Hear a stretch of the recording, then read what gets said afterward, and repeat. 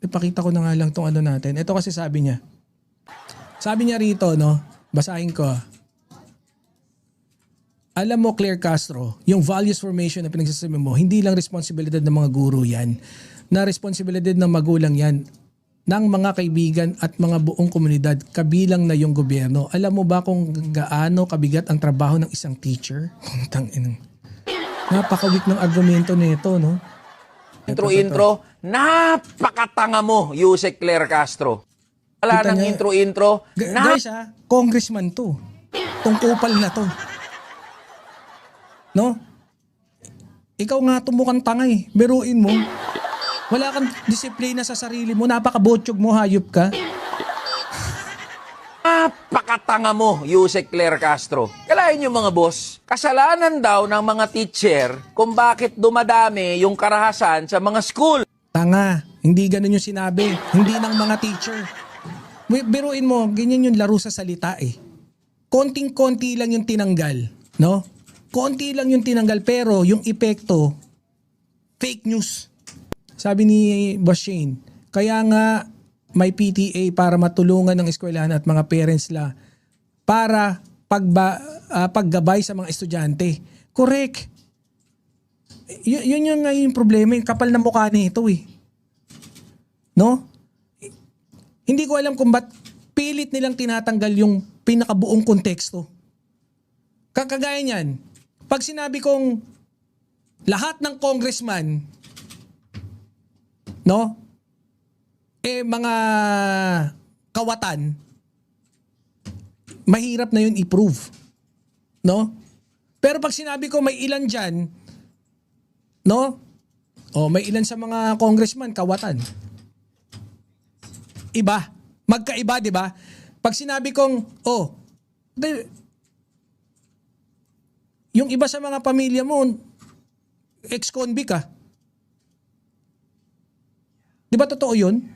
Kunyari, si Robin. Pag sinabihan natin si Robin, Robin, lahat ng pamilya mo, ex-convict. Totoo ba yun? Hindi. Pero pag sinabi natin, yung iba sa mga pamilya mo, ex-con, lalo na siya ex-con, yun, totoo. Ang babaw ng argumento nito eh. Alam mo ba yung cooking inang yan? Minsan na po natin nakita mismo ang ibang mga guro ay lumalabag sa ganitong klase ng moralidad. Sila minsan na nagtuturo sa kanilang mga Yung ibang mga guro, totoo naman eh. Sino sa inyo dyan yung walang experience ng yung guro nyo kakaiba? Iba't ibang klaseng mga pag-uugali ng teacher. Kaya may mga teacher na strikta, may teacher na talagang papahiyain ka, may teacher na bakla, na makulit, may teacher, hanggang sa pagdating ng college, iba-iba klase ng teacher. And you cannot categorize everyone na lahat sila mababait, lahat sila magagaling magturo. Siyempre hindi. Di ba? Nagre-react yung mga didi-shit na teacher. Totoo naman sinabi, oo, ako I agree. Kayo ba? Press 1 nga kung agree kayo kay Attorney Claire. Sira ulo eh, no? estudyante kung papaano maging walang modo, lalo-lalo na sa mga nakakatanda or sa mga ibang tao. Alam mo, Claire Castro, madali lang sabihin ng isang taong bobo sa realidad yung mga pinagsasabi mo. Alam mo, Ha? Bobo sa realidad? Ikaw nga tong bobo eh. Mangmang sa realidad. Ikaw tong lagi niyang ginagamit yan. No, lagi niyang ginagamit. Sabi, meron bang batang 90s? Meron batang 90s ako, may salbahing teacher. Oo. Meron teacher na nambabato ng kita nyo, si Ma'am Delia Rosario, si Ma'am Remy, si Ma'am Nenita Amali, si Ma'am Eric. Naniniwala sila, meron talaga. 'Di ba? May mga ganong teacher, si Ma'am Ardayan. Si Ma'am Tess Paraon, si Boss Shane Rocks. Totoo yung sinabi ni Attorney Claire. Ano ba wala. Yung tanghalian niya, natapos niya. In 2 minutes. Yun na natapos niya. Boss Doka. Diba? Patawa masyado. Walang nga eh. ba kung gaano kabigat ang trabaho ng isang teacher? Hindi lang naman Anong gusto mong ibig sabihin? Ikaw lang nakakaalam kung ano trabaho ng teacher? And take note guys ha. Hindi lang pagiging guro yung hindi lang yung trabaho na pang-araw-araw ng guro yung mahirap. Lahat ng trabaho mahirap, Brad. Anong klaseng argumento mo? Mostly nabastos na teacher nasa public school. Ano kaya point niya, no? Bakit gusto niyang ipaalam? Mahirap yung nagwawalis sa lansangan. Dito, ayan, no? Right now, may naglilinis ng bintana namin. Dito sa Dubai.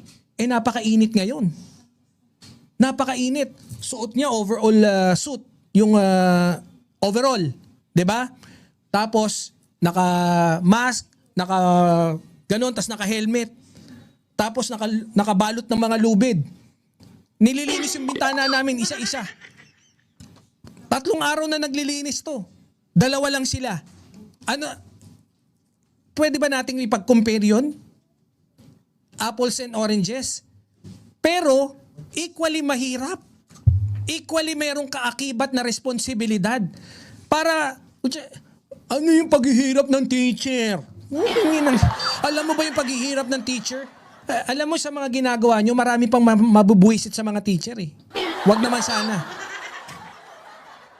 Ayun, ako, payag ba ako? Mas mahirap trabaho sa akin ng teacher? Siguro, mas matatalino teacher sa akin pagdating sa mga pagtuturo ng subjects. Mas magaling. Pero hindi ako papayag, mas mahirap yung trabaho nila. Ang hirap ng trabaho ko. Ganon din kayo. Mahirap din ng trabaho nyo, sigurado. Mali yung comparison. My point is, it's not to downgrade yung hirap ng trabaho ng teacher or to downplay yung hirap ng trabaho ng teacher. My point is, lahat naman equally, mahihirap yung trabaho. Ang tanong ko, ano point mo? Gago ka. Madami ding mahihirap na trabaho. Ano point mo? Next point. Teacher, gagawa yan ng lesson plan. Ako din. Pucha, bago ako pumasok, minsan naiuwi ko pa yung trabaho ko eh. Sa isip ko. Puta, meron akong kailangang i-disenyo. Pucha, isipin ko pa. Pucha, biruin mo, kaya mo ba mag-brainstorm mag-isa? Kung hindi kasi maharlik. Puta, biruin mo, nag-iisip ka, nagre-research ka. Pucha, tumatakbo yung isip mo habang kahit jumijebs ka. Puta, yung brief nasa isip mo. Ano ngayon? What's your point? Magpe-prepare yan ng mga teaching materials. Ilan bang Ako, pag kunyari magkakaroon ako ng seminar, nagpe-prepare din ako ng teaching materials. Yung vlogger nga eh. Meron akong materials. Meron akong reference para mag-guide ako. Ano point mo? Yung totoo, ano point mo? What the heck?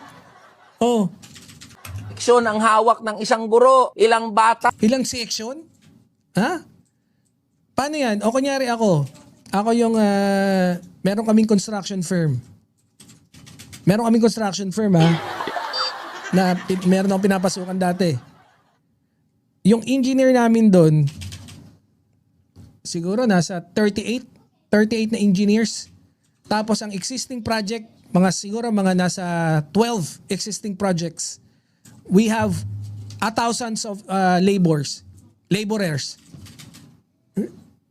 So, ilan yung hawakan ko? Sorry. Ano ba to? Yabangan ng pahirapan ng trabaho? Anak ng tukmol, di mo malaman to. Ano sa tingin? Mahirap? That's beyond the point. What I'm saying is that, putya, wala na yan. Involved din pala sa corruption, correct? Yung aalagaan, tuturuan. Bobo naman lahat ng trabaho lahat ng trabaho mahirap, di ba? Yung ipahiya sa maraming tao, hindi ko makakalimutan. Nako. At pagpupukusan yan. Tapos, uuwi ang mga teacher. Mag-aasikaso sa bahay. Ano daw? Pucha, ikinuwento mo na yung ulit, ng mga teaching materials. Teaching ilan bang materials. seksyon ang hawak ng isang guro? Ilan Ilang daw bata seksyon? yung aalagaan, tuturuan? Hindi nila inaalagaan. In literally hindi gano'n ha. Kada oras, mahirap yung trabaho. Nagtatrabaho ka eh. Pero ayokong ibangga yung hirap ng trabaho ko sa hirap ng trabaho mo. Diba? Parehas naman mahirap trabaho natin eh. Ito bobo lang eh. tuturuan at pagpupukusan yan. Tapos, Guys, mali yun Yung mga teacher, hindi naman nakakapag-focus yan not unless you catch the attention of the teacher. uuwi ang mga teacher, mag-aasikaso sa bahay, mag-aalaga ng anak. Yung Pare-parehas tayo. Pagdating natin, hindi na ako yung manager dun sa kumpanya. Pagdating ko, aasikasuhin ko yung mga anak ko. Putya, nag-exercise pa ako, isusingit ko pa. E di mas mahirap na buhay ko, ganon? Oh. Kung hindi niya natapos ng mga papeles sa school, tatapusin yan sa bahay. Hindi lahat. At pagtapos ng lahat yan, magpe-prepare siya. Kasi, wala, hindi pala mahirap ang buhay niya, teacher na binabanggit mo. Yan sa'yo, may time pa, wow, sosyal. Wala to, sinungaling to. Uli para pumasok kinaumagahan. Lahat ng yan, sabay-sabay na gagawin ng isang teacher. Ganun di, lahat din tayo. Ano point kaya nito? Pag gusto kumita, lahat pinaghihirapan, correct. Grabe, pero ang daming nito, no? 247,000 likes. Ang mga Pilipino, ang tatanga nyo. Ang daming ang tatangang Pilipino, grabe. Yusek Claire Castro, pagkakasahin yan sa isang buong araw para sa gagarampot na sahod. Tapos yung mga... Yun ang problema, no? Alam nyo, pagka hindi kayo kontento sa sahod nyo, pag mas malaki yung gastos nyo kaysa sa sahod nyo, yun yung problema. Ito, sasabihin ko sa inyo. And I think yung mga matatagal ko nakakilala dyan, you heard this point from me before. Pag ang sahod mo is 20,000 pesos, ang problema mo, umiikot lang sa 20,000 pesos. 'Di ba? Pag ang sahod mo is 200,000 pesos, yung problema mo umiikot sa 200,000 pesos. My point is, let's say, ako ang sahod ko 200,000 pesos. Yung sahod ng kaibigan ko 20,000 pesos. Ngayon, nagkaroon kami ng pagkakaintindihan na pag nagkaroon tayo ng time na mamamroblema, magtulungan tayo. Ngayon, nawalan ng trabaho yung kabarkada kong ang sahod niya is 20,000 pesos. Kakulangan sa klase. Lahat ng bayad niya sa bahay, lahat ng pagkain nila, lahat ng lahat yun nakapaloob sa budgeting ng 20,000 pesos. Pag-aaral ng anak niya, lahat 20,000 pesos. On the contrary sa akin, yung 200,000 na sahod ko, yun yung iniikot ko. Yun yung lahat ng budgeting namin nasa 200,000 pesos. Pag-aaral ng anak ko, yung bahay namin, ganto ganyan. So, dumating yung time na nawalan siya ng trabaho. Putya, ano ba naman yung kumuha ko ng konti, hindi muna kami kumain sa labas, ibigay ko yung 20,000 na buo. Solve na yung problema niya sa isang buwan. 'Di ba? Nagawa niya lang normal yung buhay niya, nagawa niyang okay lahat, nasolusyonan lahat ng problema. Pagdating naman sa akin, ako nawalan ng trabaho. Nakahanap ulit siya ng trabaho. Pagdating ko, ako naman ulit yun ako yung nawalan ng trabaho. Yung kailangan kong problemahin, ang dami. Doon umiikot. Kaya my point is, patas lang. Sa totoo lang, patas lang. 'Di ba? Kung yung sahod mo, kasi yung buong budgeting ko, yung buong problema ko, worth ng 200,000 for me to be able to survive for a month. 'Di ba? Kung ang sahod mo 20k tapos kung gumastos ka 30k, kukulangin ka, correct? Oh. Kung kayo may patahian pag rush, puyatan, magagawa lahat ng nagluluto, naglalaba, correct? Na high blood ako sa isa pang almighty na si Vlogcaster. Yan, mamaya at least para may topic tayo. Anyways guys, hindi ko talaga magets punto niya, no? Ano lang din, how siya tong gagonto. Classroom teacher din na sumasagot niyan. Kulang sa tiyok, walang electric pan, walang walis, walang floor wax. Teacher lahat ang Hindi po totoo yun, ha? Hindi. Yung tiyahing ko, matagal na nagtuturo yun doon. Hindi mo mapapagastos yun doon. Cargo niyan sa halip na gobyerno. Tapos ang maririnig pa ng mga Hindi teacher, totoo yun, ha? Hindi totoo yun. mula mismo sa gobyerno, kasalanan nyo kasing mga teacher kung bakit nagiging marahas yung mga... Hindi ng mga teacher. Mali yan. Dagdagan mo ng iba. ng ibang mga teacher. Actually, meron ako napanood na isang teacher lang pala yung gustong tsuguhin ng bata. I think kay Kaaruba.